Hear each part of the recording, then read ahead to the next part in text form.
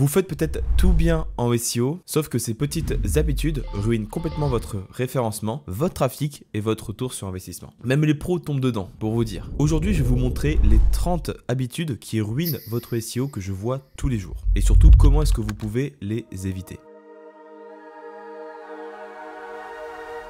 Avant de parler de contenu ou de backlinks, il faut commencer par la base. Ici, vous avez 90% des personnes qui vont faire ces erreurs. Vous choisissez encore vos mots-clés par rapport au volume de recherche. C'est une erreur classique. C'est pas le volume qui fait le trafic, c'est l'intention derrière la requête. Et surtout, c'est l'intention qui va aussi driver votre business. Un exemple typique. Vous allez cibler la requête tenue été 2025. Alors là, le volume sera élevé, mais la conversion sera très faible. Alors que robe longue bohème rouge, là, vous allez avoir un volume beaucoup plus faible, mais par contre une intention d'achat beaucoup plus forte. Le meilleur moyen rapide de connaître l'intention derrière une requête, c'est de taper la requête directement dans le moteur et de voir ce qui ressort. Et ne regardez jamais seulement l'intention de recherche que va vous donner SEMrush.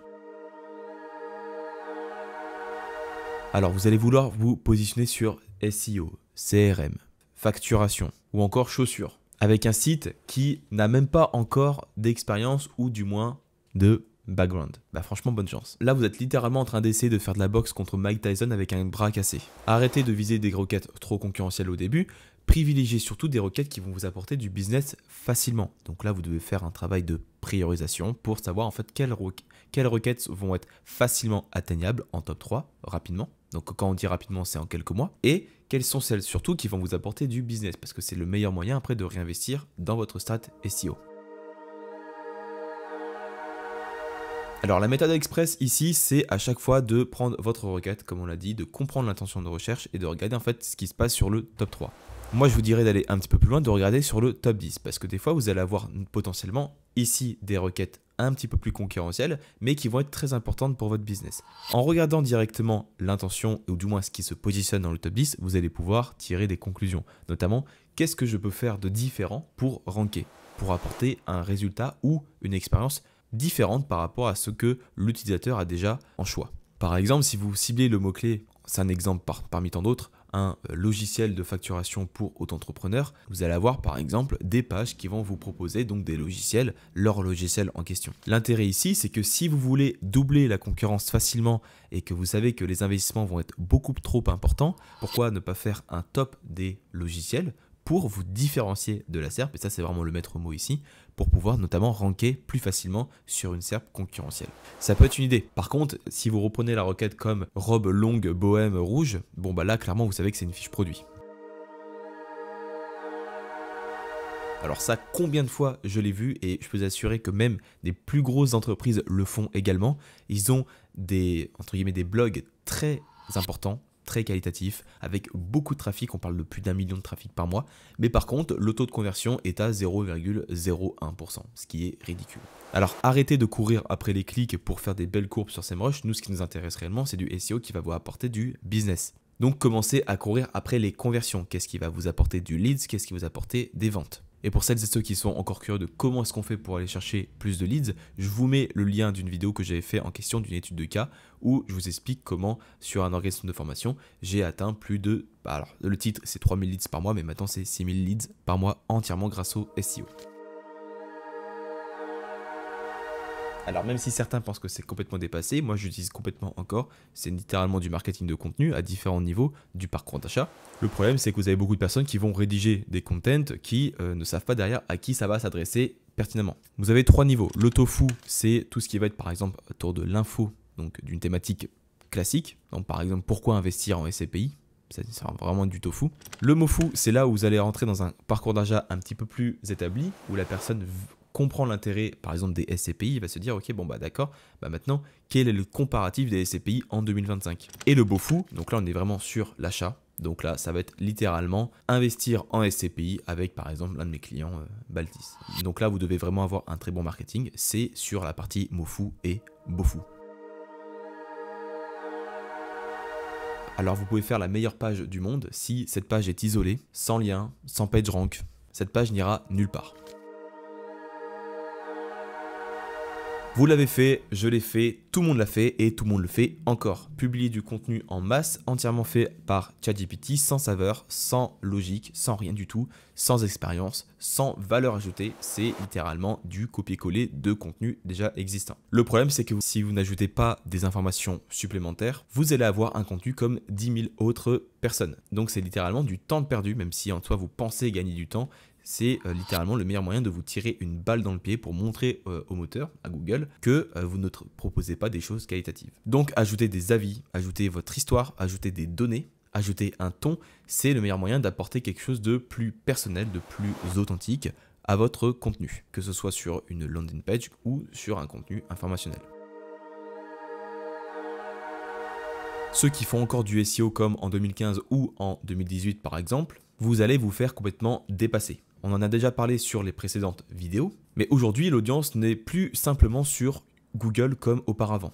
Vous avez TikTok, vous avez YouTube, vous avez Reddit, vous avez les IA forcément. Les parcours sont complètement multi-canaux. Alors comment tirer parti de ces éléments? Travailler votre trafic de marque pour travailler votre EE80 et donc montrer que vous êtes une vraie marque recherchée et également développer d'autres canaux, ce qui va permettre en fait de bénéficier votre SEO in fine, d'aller chercher plus de leads, plus de conversions, mais également plus de visiteurs à travers au-delà du SEO. Et ça va vous permettre également de ranker plus facilement sur les IA. Et ça, je peux vous assurer que Navboost, donc l'IA de Google, va complètement vous flinguer. Navboost, c'est un petit peu le flic de Google. Il va surveiller le taux de clic, le temps passé par page et le pogo sticking, donc les allers-retours sur la SERP. Si Navboost détecte qu'un utilisateur ou des utilisateurs profite d'une mauvaise expérience sur votre page, pourquoi est-ce que Google irait vous mettre en avant? Si le site est rapide, mais par contre qu'il est moche, qu'il n'est pas UX friendly, qu'il est confus, vous aurez beau avoir la meilleure structuration headings, des très bonnes balises méta, vous n'allez pas ranker du tout. Et là, on ne parle pas notamment juste du temps de chargement d'un site ou d'une page, on parle vraiment des problèmes plus structurels, comme par exemple la création donc, de pages zombies, des core web vitals qui vont être catastrophiques, une mauvaise structure, une mauvaise architecture du site, des canonicals mal gérés, donc avec du duplicate content, etc., etc. Et ça, je peux vous assurer qu'à la longue, ça va vous pénaliser grandement. Rappelez-vous que la technique, c'est comme les fondations de n'importe quelle maison. Si elles sont catastrophiques, vous aurez beau avoir la meilleure stratégie. C'est pour cette raison que vous n'irez nulle part. Petit instant promo pour celles et ceux qui veulent apprendre le SEO aujourd'hui, donc avec les dernières évolutions, avec les dernières stratégies mise en œuvre, je vous invite à cliquer sur le premier lien dans la description pour vraiment booster, développer et apprendre le SEO de la meilleure manière aujourd'hui, avec moi à vos côtés, où vous allez vraiment apprendre à comment dresser une stratégie, à comment faire du SEO malin aujourd'hui et qui va vraiment vous apporter des leads ou des clients. Je vous embête pas plus avec ça, c'est l'instant promo, c'était l'instant promo de la vidéo.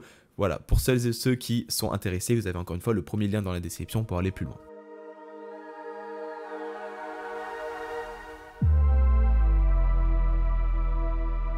Alors certains vont écrire uniquement pour Google, bon ça c'est un peu dépassé maintenant bien sûr. D'autres vont écrire complètement pour les humains, ce qui est en soi très bien parce que c'est la majorité des cas qu'il faut suivre, mais par contre c'est pas suffisant. Ce qu'il faut faire c'est faire les deux.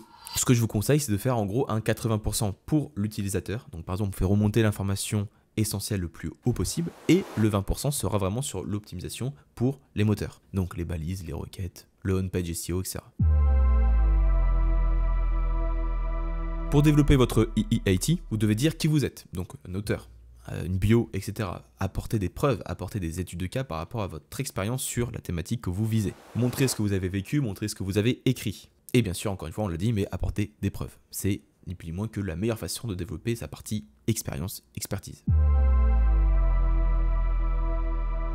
Alors la majorité vont préférer rédiger une page qui va faire plus de 1000 mots, voire 2000 mots, sans visuel, sans titre, sans rien. Ah, bravo, vous venez de faire fuir votre lecteur. Utilisez une structuration heading, donc vraiment belle et organisée, de 1 pour le SEO, mais également pour l'utilisateur, pour qu'il ait une suite logique. Faites des paragraphes courts, des phrases simples et légères. Apportez des visuels. Alors on n'est pas là pour faire joli, on est là vraiment pour apporter une belle expérience à l'utilisateur. Utilisez des bullet points, des tableaux, des vidéos, tout ce que vous allez pouvoir montrer. Ça va déjà se transparaître, déjà ça va vraiment aider votre SEO, mais également ça va aider votre branding. Celui qui fait du contenu de qualité aura forcément une image supérieure à la moyenne. Ça on l'a vu énormément de fois forcément. Ceux qui par exemple vont utiliser des outils comme SERP Mantis que je vous recommande grandement, le problème c'est que comme j'expliquais en vidéo, si vous utilisez ce genre d'outils sans avoir fait au préalable tout ce qu'il fallait faire pour préparer une bonne page, ou du moins le bon check-up, ça ne servira à rien. L'optimisation NLP, donc le Natural Language Processing, donc l'optimisation lexicale, c'est vraiment la petite touche qui va vous permettre d'aller ranker plus facilement. Mais ce n'est pas ce qui va vous permettre de ranker si vous avez squeeze toutes les étapes précédentes. Par exemple, vous ciblez la requête acheter matelas. La requête acheter matelas, ce n'est pas la même requête que meilleur matelas 2025 par exemple. Si vous n'avez pas la strat en amont, ça ne sert à rien.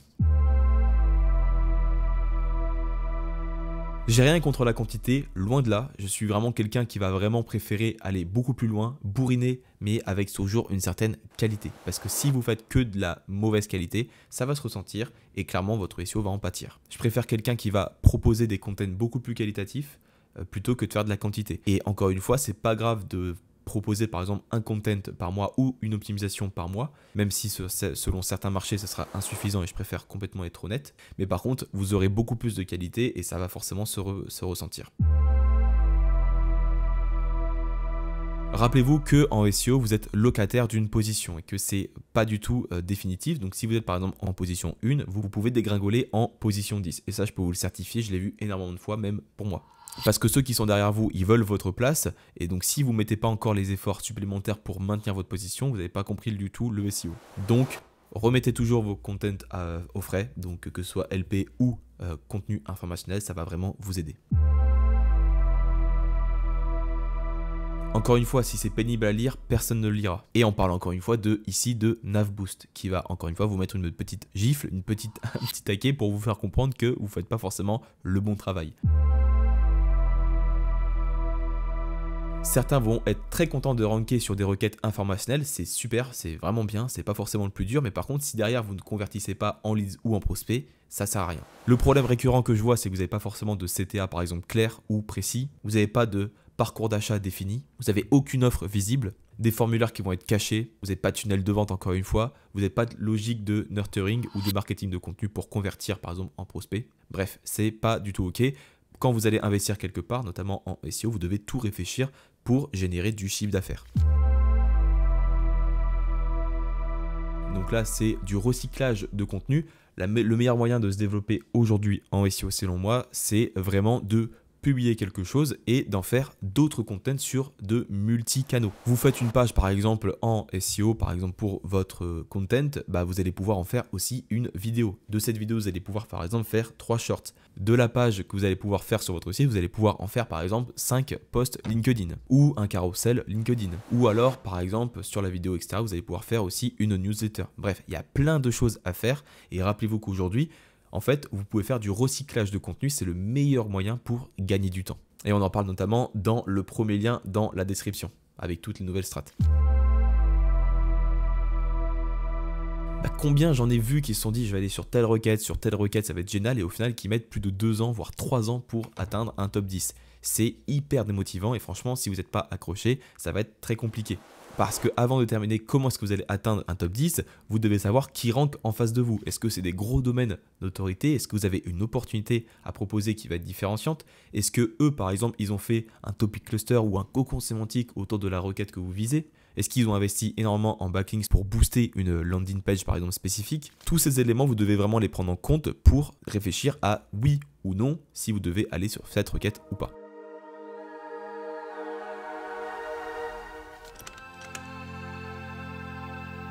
Un cocon, l'avantage, c'est que un cocon, c'est ni plus ni moins qu'une page pilier qui va avoir donc des pages sœurs qui va vous permettre en fait de faire la transmission du PageRank pour faire comprendre au moteur qu'une page ou une autre est plus importante. Ça donne un contexte sémantique, un contexte thématique qui permet de ressortir sur des requêtes potentiellement plus concurrentielles. En ayant donc un maillage cohérent et bien structuré, vous pouvez vraiment développer toute votre partie donc EEAT et aller chercher notamment du volume sur des requêtes qui vont être plus concurrentielles. J'en connais plein des personnes qui écrivent ou qui vont produire du contenu un petit peu à l'aveugle, qui vont voir des requêtes par-ci par-là et qui vont se dire bon tiens cette semaine je vais faire telle requête. Le problème c'est que vous n'avez pas de ligne directrice, si vous n'avez pas de roadmap, si vous n'avez pas de plan d'action clair, vous allez en fait faire du SEO par hasard. et vos résultats seront également de la même manière par hasard. C'est exactement comme partir en rando sans boussole ou sans map. Ce qu'il vous faut précisément, et c'est ce que je fais aux personnes que j'accompagne donc par mes propres soins, c'est vraiment leur fournir vraiment une roadmap clé en main avec tout ce qu'il y a à faire mois par mois pour pouvoir vraiment développer son SEO. Au-delà de passer des heures à devoir chercher à qu'est-ce que vous allez devoir faire cette année ou le mois prochain en SEO, moi l'avantage c'est que je vous dis exactement quoi faire, où travailler, qu'est-ce qu'il va falloir optimiser, qu'est-ce que vous allez devoir acheter, qu'est-ce que vous allez devoir utiliser comme outil. Bref, tout est fait en fait pour vous permettre de gagner un maximum de temps et pour vous éviter de vous prendre la tête sur qu'est-ce que je vais devoir faire la semaine prochaine.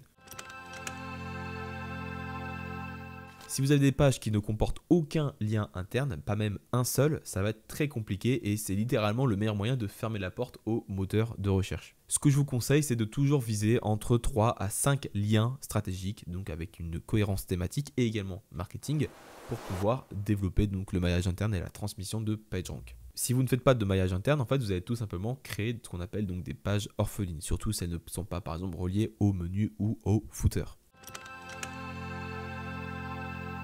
Le maillage interne, ça va vraiment être l'une des strates les plus efficaces que vous allez pouvoir utiliser aujourd'hui selon moi pour vraiment développer votre SEO et gagner rapidement des positions. Par exemple, si vous êtes notamment entre la 6e par exemple, entre la 5e et la 15e position, en fait, littéralement, si votre contenu est bien, je vous conseille de retravailler et également de faire du maillage interne depuis des pages stratégiques, ce qui n'en font pas déjà. Je peux vous assurer que si vous allez chercher notamment, on va dire, 10 liens internes, sur une page spécifique, vous allez voir directement les résultats. Et surtout, ne dirigez jamais du lien depuis les pages business vers des pages informationnelles. Il faut toujours faire des pages informationnelles vers des pages business. Parce que ce qu'on veut à la fin, c'est diriger donc plus de leads et donc de meilleures positions sur des requêtes qui vont nous apporter du business et donc pas l'inverse. Alors vous voulez des résultats mais vous n'avez pas forcément de balise H1, vous avez une balise title qui est mal configurée, qui n'est pas forcément optimisée, l'URL ressemble à rien, etc. Vous n'avez pas forcément de structuration logique. Tout ça c'est des éléments de SEO on page qui sont basiques, qui sont très faciles aujourd'hui à mettre en place et à corriger. Il faut toujours repartir de la base pour pouvoir avoir un bon SEO on page qualitatif. Ne pas forcément utiliser simplement des outils comme RankMath SEO ou encore Yoast SEO dont j'en ai fait une petite vidéo il n'y a pas longtemps.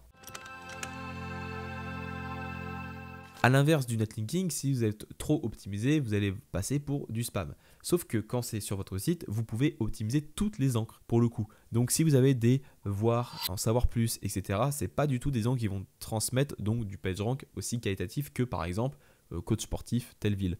Et donc l'intérêt ici, c'est vraiment de proposer toujours des encres qui vont être optimisées, variées, pour apporter un maximum de PageRank. Si vous utilisez toujours les mêmes encres, ça peut paraître déjà forcément pas très optimisé et un petit peu considéré comme du spam entre guillemets, mais surtout c'est dommage parce qu'en fait en ayant, et statistiquement c'est prouvé du coup, que si vous avez sur une page 10 encres de liens distincts, c'est une page qui va être 15 fois plus efficace en moyenne. Et j'ai même vu des sites qui étaient à 20 ou 30 fois plus efficaces que sur d'autres pages. Donc c'est clairement un enjeu hyper important. La distinction des encres, c'est très intéressant à mettre en place. Bon, par exemple, si vous avez une page nettoyage toiture que vous proposez une page business, eh bien littéralement vous pourriez faire nettoyage toiture efficace, méthode pour entretenir son toit, nettoyage toiture dans X ville, etc., etc. C'est d'avoir en gros un crawl depth au-delà de 3. Et encore, des fois 4, c'est acceptable dans des e-commerce qui font des milliers, voire des centaines de milliers de pages. Mais au-delà, ça va être très compliqué. Parce qu'au-delà d'un certain niveau, et notamment en moyenne au-delà de 3 clics, en gros, le moteur de recherche et donc les robots d'exploration ne crawlent même pas le reste des pages. Donc c'est ni plus ni moins que dommage. Donc les pages stratégiques, je vous invite à les faire au niveau 1 ou maximum 2. Et les pages par exemple plus là en e-commerce, donc des paginations ou des filtres, il faut bien les gérer en e-commerce pour éviter d'avoir des pages trop profondes. Le design, c'est pas juste pour faire joli, c'est là vraiment pour orienter l'œil et attirer l'intention. Et notamment déclencher une action. D'expérience, je sais qu'en travaillant par exemple sur des LP, donc par exemple pour des organismes de formation, on avait littéralement explosé les taux de conversion qui étaient entre 10 à 15%, ce qui est énorme. Alors ça, on en voit tous les jours sur LinkedIn des mecs qui s'improvisent experts ou qui disent littéralement qu'on peut ranker sur des requêtes très concurrentielles sans backlinks. Alors moi je demande à voir pour le coup, bien sûr, et je parle d'une vraie requête concurrentielle. Je peux vous assurer que sur des domaines comme ce que je gère par exemple autour de la formation, c'est quasiment impossible. Et je pèse mes mots pour le coup, à part si vous êtes vraiment dans des marchés hyper, pas forcément concurrentiels, là ok, mais sur des gros volumes de concurrence, c'est ni plus ni moins que impossible. Je peux vous assurer que quand vous avez des concurrents qui investissent plus de 10 000 par mois en lien, clairement pour ceux qui disent que le netlinking c'est mort et que ça ne sert plus à rien, j'aimerais bien les voir en tout cas face à eux pour le coup. Et je vais également vous proposer, avant de terminer, 2 bonus que je n'étais pas forcément listé, mais que j'avais aussi forcément envie d'en parler. Le premier bonus, c'est le fait de suroptimiser des pages. Alors ça également, il y en a très peu qui en parlent pour le coup, mais c'est un vrai danger pour le coup.